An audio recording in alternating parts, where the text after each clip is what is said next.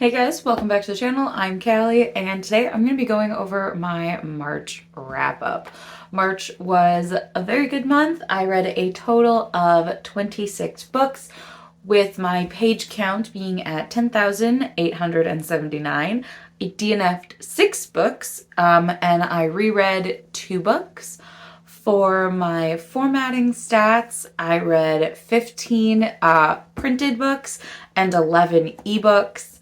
And then for the genre breakdown, I had 11 fantasy, 11 romance, 3 contemporary fictions, and 1 thriller. A lot of ebooks this past month, and that was because I went on vacation for a week and didn't want to pack a ton of books, so I just did a ton of ebook, which most of them were really good anyway, and a lot of them were Polycon authors that I've been meaning to get to. So it all worked out. So I'm gonna go through these in order, my rating, and then general thought. First one was my first reread, which was Wings of Ebony by J.L. I gave this 4.5 stars the first time I read it, and this time I ended up giving that just 4 stars. I still really liked this story and the way that everything happened in this book, but I just didn't enjoy it as much as I did the first time around. I actually reread that so that I could finally read its sequel, which was Ashes of Gold, also by J.L. I ended up giving this 3.5. It didn't have the same spark that book 1 had, and I feel like the plot was all over the place as well as the pacing, and I just didn't connect with the characters as strongly as I did during book 1. But I still really liked the overall series, which I would put somewhere at like a 3.75 to 4 for the duology itself. Next, I have A Broken Blade by Melissa Blair. This was all over TikTok last year. She was the anonymous book talker who released the book and did all the hints and cryptology stuff. I really liked this. I gave it 4 stars. This was assassins, it was fae,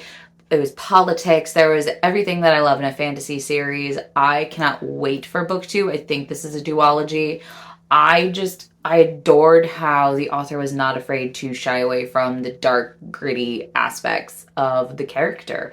And I loved it. Up next, I have my first ebook, and that is A Kingdom of Ruin by K.F. Breene. This is book 3 in her deliciously dark fairy tales quartet. This one I gave 3.5 stars. I think this was probably the weakest of the entire series. I felt that everything was really thin plot-wise with this book, and I just didn't enjoy it as much as I enjoyed the other 3. Next, I have An Emotion of Great Delight by Tahira Mafi. This was her contemporary fiction, not her debut. That was A Large and Expansive Sea. This is her second contemporary fiction book. I gave this 3.5 stars. I liked what it was trying to do and what he was trying to say. I just feel like it just ended. It needed to be longer. I would say I liked A Very Large and Expansive Sea better just because the story felt completed, whereas this one didn't feel complete to me. Next, I have In Too Deep by Kimberly Kincaid. This is the 3rd book in the Station 17 romance series. This follows the lead paramedic and a firefighter when they work together and then end up stumbling upon a mafia hit by mistake. This is probably my second favorite of the entire quartet thus far. I have since finished the entire series. I just loved the characters. I feel like they had a lot of depth. I ended up giving this one 4 stars overall, and I really enjoyed the male main character. He was a really interesting main character to have within this story, and he wasn't like the other 2 in the previous books, which is what I loved the most. Up next, I have What's Left of Me by Kristen Granada. This came across my TikTok page, and it just sparked my curiosity. This is a romance. This is very along the lines of It Ends With Us, a lot less romanticized, and with a much better ending. I ended up giving this 4 stars. It was very hard-hitting. The author wasn't afraid to go into the depths of domestic abuse and the emotional, physical toll as well, and then along the lines dealt with infertility with the female main character. There was a lot of things going on, and I think it was all handled really well, and I enjoyed the story as well as the romance a lot. Next, I have Bookish and the Beast by Ashley Poston. This is the third book in the Once Upon a Con series, which is a YA contemporary, slightly romance, mainly romance book series. I will say this is probably my least favorite of the entire trilogy. I gave it 3.5 stars. It had a lot of Dramoni vibes to it. The enemies to lovers, the bookworm, and the snooty little rich boy, all that aspect. I just feel like it didn't give what the other two gave when it came to the actual convention style. Both of the other books happened at the convention, and being taken out of that setting, it kind of took away from the whole fun aspect of the other two books, but I still did enjoy the story overall. Up next, I have Queen of Ruin by K.F. Breene. This is the final book in the Deliciously Dark Fairy Tale series. I gave this one 4 stars. This was a great finale. We had finally everything come to fruition. All of the loose ties were tied up, and it was just a very fun, dark romance. I do think that this should have been a trilogy. I think you probably could have cut out most of what happened in book 3. They were very long, but I think this one was probably my favorite of the entire series, and that's just because I'm a sucker for finales. Up next, I have probably my favorite duology that I read, or favorite couple of books that I read in March, and I started with Confidence of Wildflowers by Michaela Smeltzer. This I gave 4 stars. This romance is age gap, and it's got so many things going for it, and boy does this book just take your heart out, stomp on it, and just leave you there. So naturally, if you've read this book, I immediately picked up the second book, which was The Resurrection of Wildflowers. That I gave 4.5 stars. I cried. It was phenomenal. It was a whole journey of healing and grief and family, and there was just so many really well executed themes within this, along with a phenomenal romance.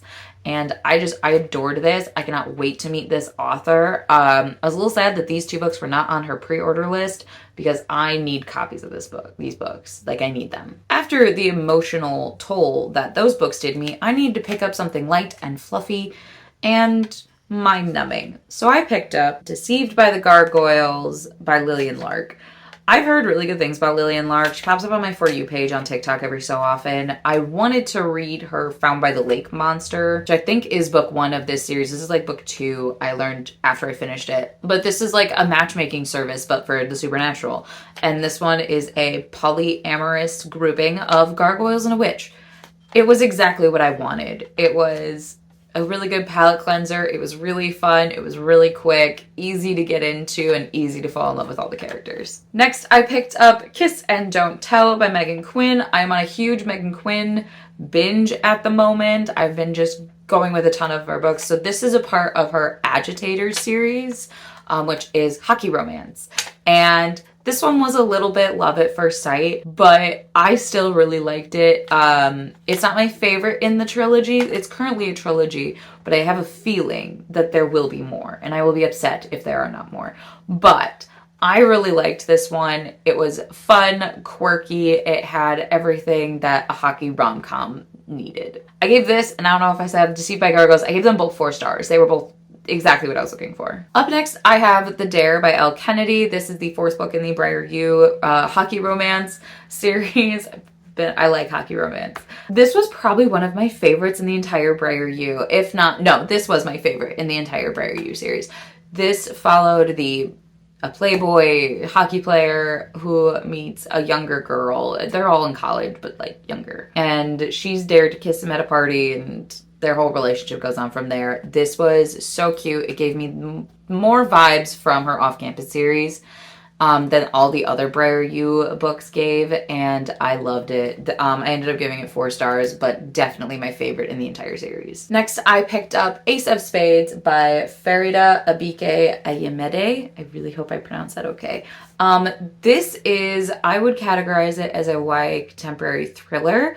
This follows 2 high school students at this predominantly white school. They are the only people of color in their grade, in their school in general, and both of them get targeted by essentially this Gossip Girl Big Brother thing. And they both run in very different circles. She's very popular, he's kind of nerdy, but they figure out that they're the only ones being targeted. And so what they end up doing is they team up to try and figure out what's going on and who's doing it. I was at the edge of my seat for most of this book. I loved it. It was terrifying on like a very social media and how that can spiral very much out of control very quickly. Did not see the twists and turns coming from this book. Like I said, edge of my seat the entire time. I ended up giving this 4.5 stars. Up next, I picked up Dracora by Lynette Noni. This is the third book in the Middoran Chronicles. This was by far my favorite so far. Book 2 felt a bit like Thriller, a little bit of second book syndrome. This one, the complete opposite. We got dragons. We have so much more context to our story and so many things. I audibly gasped multiple times during this entire story. There's time travel, there's the library, there's so many things that finally click together within this book, and I was here for it the entire time.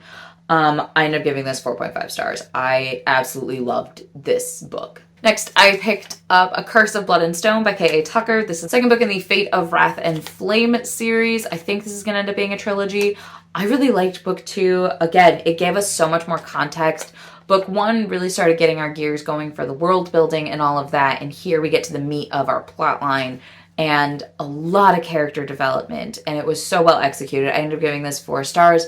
And I pre-ordered this for a Polycon for when I meet K.A. Tucker in a couple of weeks. Up next, I picked up The Firekeeper's Daughter by Angeline Boulley. This is a Native American YA contemporary thriller. Our main character watches her best friend get killed in front of her by her best friend's methed out ex-boyfriend.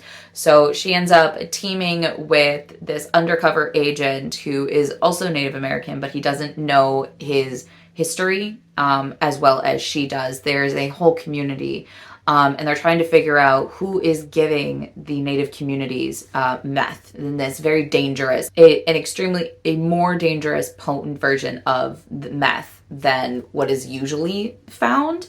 And it's being targeted towards Native Americans. And it's wild to this, again, very similar to Ace of Spades. It was edge of my seat. It was wild twists and turns throughout the entire book. I ended up giving this 4 stars. I really liked it. There were times that the story lagged a bit and I just had to keep pulling myself back into it. So I think it could have been shaved down a little bit on the page count, but overall I will be reading anything she puts out because the way she wrote this thriller mystery was well done. Up next, I have City of Nightmares by Rebecca Schaeffer. This was my fairy loot for February. This was essentially nightmares. Your nightmares come to life, which could mean you turning into a monster or you putting monsters into being. I had such high hopes for this book and it took everything in me not to DNF it. I ended up giving it 3 stars and that was being generous. Nothing happened. The main character, and I like a scared main character. It's very realistic, but she was so scared to the point of where like we didn't even see what was happening with the plot. She was just constantly hiding and it got old very, very fast. And I wanted to like this a lot more than I ended up liking it, but that just was not in the cards. I did not like this book. Up next, I read The Hate U Give by Angie Thomas. I've been meaning to read this book for ages. Right when I got back into reading, this dropped and was the huge book. It's won so many prizes and rightfully so. This book is so hard-hitting and it tackles a lot of topics of police brutality, systemic racism, economic racism, and everything in between. I ended up giving this 5 stars. It was phenomenally written and really put a lot of aspects of our culture and society into perspective. While it was a very well done book, it was also very horrifying because these are realities that are happening today. And I think this is a very important book for everyone to read. Next, I read Those Three Little Words by Megan Quinn. This is the second book in the Agitator series. This one had the accidental pregnancy trope, which I like the pregnancy trope no matter what. But this was probably my least favorite of all 3 just because the main female character was so annoying. I understand the whole quirky girl aspect, but too much, way too much, very pick-me energy. I ended up giving this one 3 stars. Next, I had my second reread and that was The Assassin's Blade by Sarah J. Maas.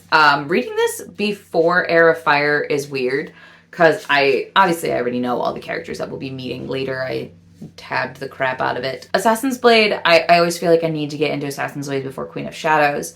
But with going by publication order, it's very interesting to pick little things that will come into play much, much later. It's not my favorite in the entire series. I ended up giving it 4.5 stars, which I think is what I usually give this book. It's a way for me to fall in love with Sam all over again and then get my heart broken all over again. The next book that I read was Highest Bidder by Sarah Kate. This is the newest book in her Salacious Players series. This had age gap, billionaire romance, and I loved it. I loved every second of it. I gave it 4 stars. I want to read this again already. It was so good. I love anything Sarah Kate puts out. I've been going through her backlist of stuff just because I love her writing and I love the way that she manipulates tropes. I love it just so much. Next, I read Lost in the Neverwoods by Aiden Thomas. This is a Peter Pan Wendy story, and I thought it was cute. I gave it 3 stars. It wasn't as exciting as The Cemetery Boys. I love The Cemetery Boys. This just fell flat for me. It was very obvious what was going on, and it was just, I was bored through most of it, unfortunately, so I gave it 3 stars. Next, I have another Apolycon pre-order that I read, which is Vipers and Virtuosos by Savar Miller. This is the second book in the Monsters and Muses series, which is all dark romance retellings of famous Greek mythologies. This one was Orpheus and Eurydice. And our Orpheus is a rock star and our Eurydice is a girl who had been attacked by the mob and is now in hiding from the mob. And I really liked this. This was like a very bully dark romance, but in really interesting ways. I ended up giving it 4 stars. I really enjoyed it. So far, I've read now 3 of the Monsters and Muses books. This one's my favorite so far. But I believe she just announced the 6th book, so I will 100% be continuing with the series. And the last book that I read for the month of March was Babel by R.F. Kuang. I really liked this. I definitely understand where a lot of the reviewers were saying that they felt dumb reading this. Yes, I did feel very dumb, but the linguistics aspect along with the colonization topics were woven so seamlessly together, which are 2 things that you wouldn't anticipate being woven together. I loved all the point of views that we got. I found it fascinating the way that language was used and the way that the magic was used with the linguistics. Everything about this book was phenomenal. My only issue is there were some aspects that dragged. The pacing for me kind of got a little haywire near the middle. So I ended up giving it 4 stars, but I did absolutely adore this book. I took my time to try and read it, to understand and get the full experience of Babel, and I feel like I did that because this book just made you think constantly, and I really loved that. R.F. Kuang, she has that just knack for making you think, and she isn't afraid to tackle really dark and tough issues. So that's going to be it for my March wrap up. I had a bit of a mixed bag with reviews and everything for March. Very much all over the map. I'd say overall really good reading month, and I have read more of my pre-orders. I'm just about caught up on them. I think I have like 1 or 2 maybe, but really excited for the convention, and then I'll have more romance to read, and I'm really excited. This month I've also been so far for April, I've been having a really good reading month as well. A lot of really good books that I can't wait to share with you guys in May. So that's gonna be it for today's video. Please like, comment, and subscribe to our channel. We post videos every Wednesday, Friday, with the occasional Sunday, and I'll see you guys in our next video. Bye!